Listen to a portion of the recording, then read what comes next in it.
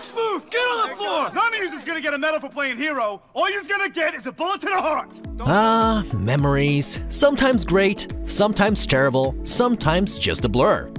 If you've played as many games as we have, then it's more likely to be one giant blur of games with the odd epic sequence spliced in there somewhere. Well, we've gone ahead and racked our brains as much as possible to get some of those most memorable missions. Are they the best ones? Well, you're gonna have to find out and see, won't you? But really, here are the 10 most memorable missions in gaming. We're quite proud of the alliteration in that one. Shepard, get over here. Reeve, keep an eye out for that mall. I don't want it sneaking up on us. The problem with the Mass Effect series is that it's practically impossible to pick just one memorable mission to list. In truth, we could do an entire list of just Mass Effect moments, and maybe we will. We're going to need something once our boss-related videos run out, aren't we? In any case, we've managed to select just one fantastic moment from the Mass Effect series to include in this list, and we can probably agree that it was pretty damned epic. We're of course talking about the mission on Tachanka, in which Commander Shepard uses a Thresher Maul to kill a Reaper. Not just any Thresher Maul either, but the big kahuna of Thresher Mauls on Tachanka, Calros. The Reaper doesn't even stand a chance, which makes the whole thing all the more epic. Those Reapers were totally unstoppable up to this point. Gotta try the flamethrower.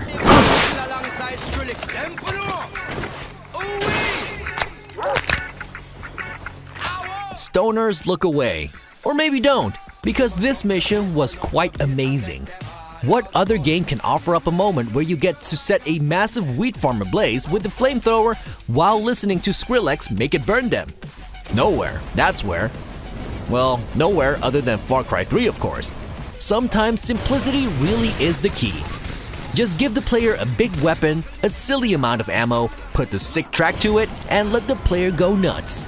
In this day and age of epic political correctness, we should mention that we realize these images may be offensive to any marijuana plants watching this video. And we do not apologize, because we're honestly just more impressed that a plant is able to perceive images at all.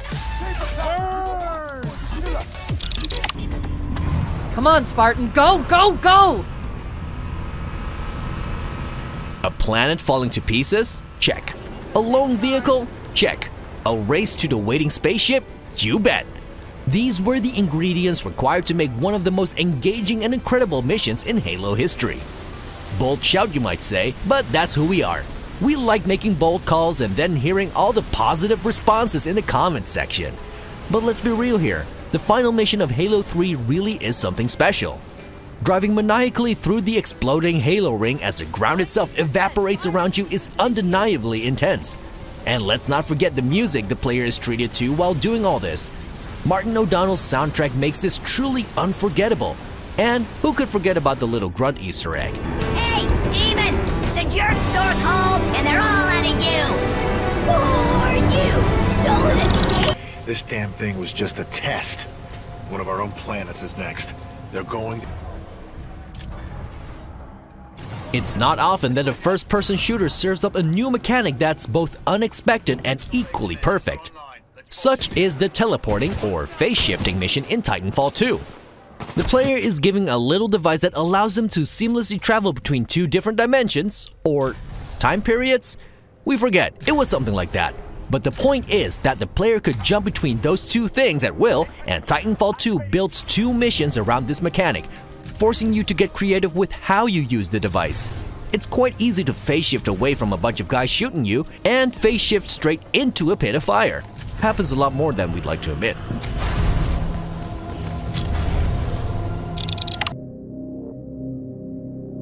I was just a lieutenant back then, doing some wet work.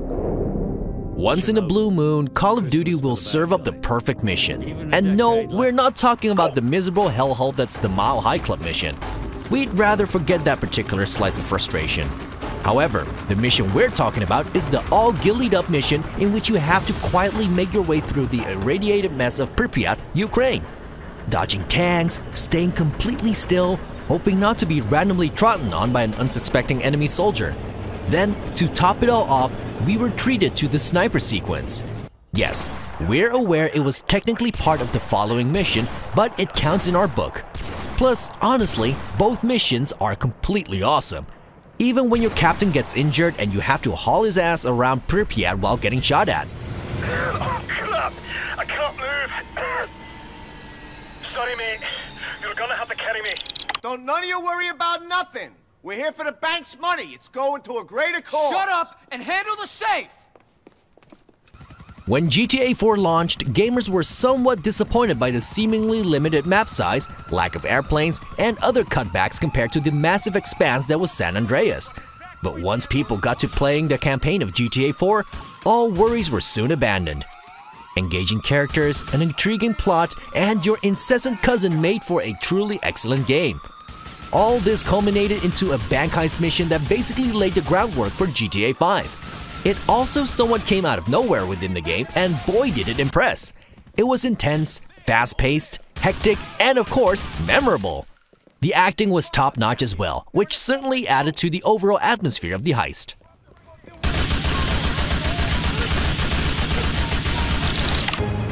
I thought Spartans fought with honor, and yet you seek to kill me when I have no way to defend Keeping myself? up with the intensity vibes, we're going from an over-the-top bank robbery to brutally murdering an ancient Greek god, specifically Hermes, the messenger to the rest of the gods of Olympus. Of course, Kratos being Kratos wanted to take down everything to do with Olympus, so naturally it made sense to include the mailman in all this. Once again, Kratos being Kratos did not do this the easy way, as it were. No, Kratos opted for the overly savage and brutal option of chopping off Hermes' legs one at a time and beating the godly mailman with his own legs. And then stealing his boots because why not? Do we really need to explain why this mission was memorable? It seems pretty clear, to be honest.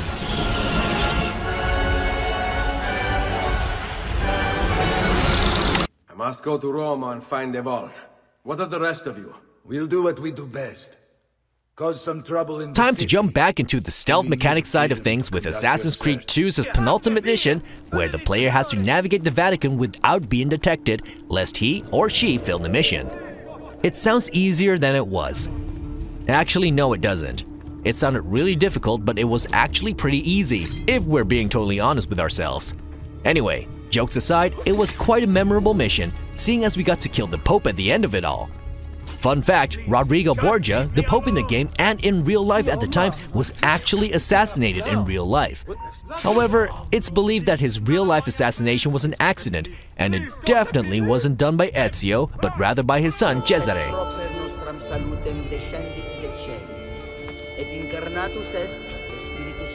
Requiescat in pace, you bastard.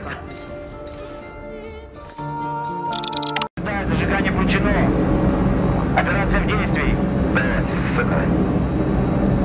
Соединяющий сенсор высоты. Let's preface this by saying that the entirety of this mission probably isn't the most memorable, seeing as it's basically a Battlefield-style mission.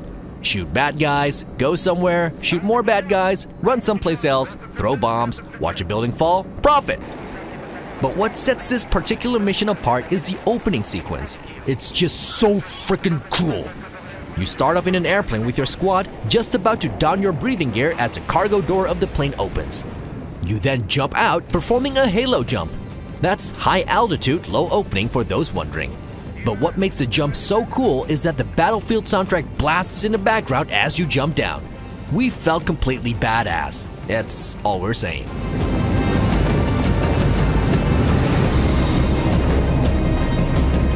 One of many. This way. What do you mean it's a doorway? Yeah, so massive and major spoilers ahead. So if you don't want to be spoiled, then you might as well switch off now. If you don't mind, then we're glad you're still here. Darth Vader is Luke's father. Hey, we said massive spoilers ahead. You didn't think it was just spoilers on a game from 2013, did you? Anyway, on to said game. BioShock Infinite's final mission is likely one of the most memorable missions in gaming, purely because of how mind-blowing it is.